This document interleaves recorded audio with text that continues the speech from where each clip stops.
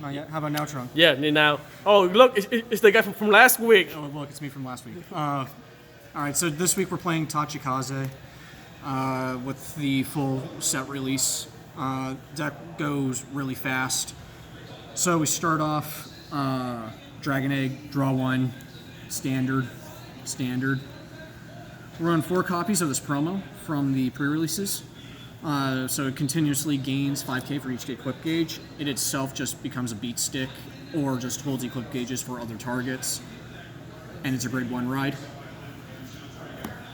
Run 4 copies of Angry Roar. I have to read my cards. Angry Roar, he turbos out an extra equip gauge from effectively a Soul Blast, which this deck doesn't use a lot of resources. So the Soul is not a problem. And then he will give 5k power for each equip gauge under that unit until the end of the turn, which means you can get some really big swings really fast. Run 4 copies of Sonic Noah. This is just another way to get more equip gauges underneath the boosted unit. As well as sometimes you use the on-hit effect to retire useless units if you feel like you're about to get really pressured next turn. +1 to hand for neg 1 on the field is pretty fine in this deck, but it's mostly just more equip gauges.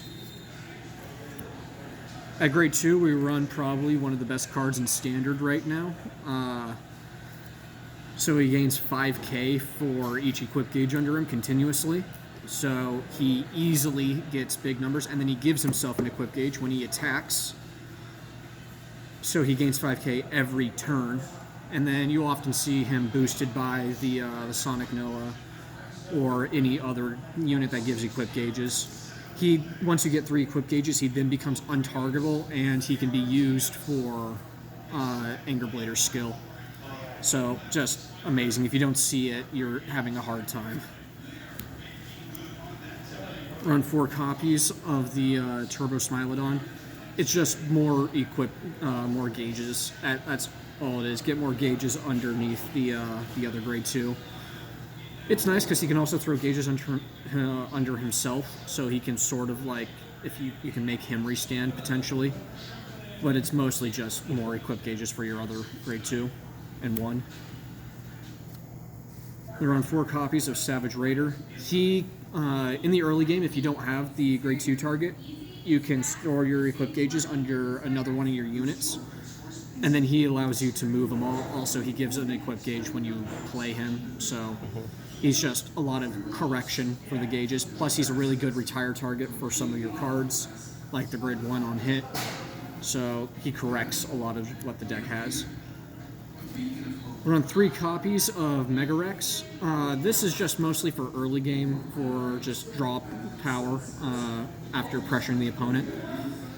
He can get fairly big, and restanding him can work. It's just a worse version, and it's costed version of the other grade 2 that gains power. But he's okay.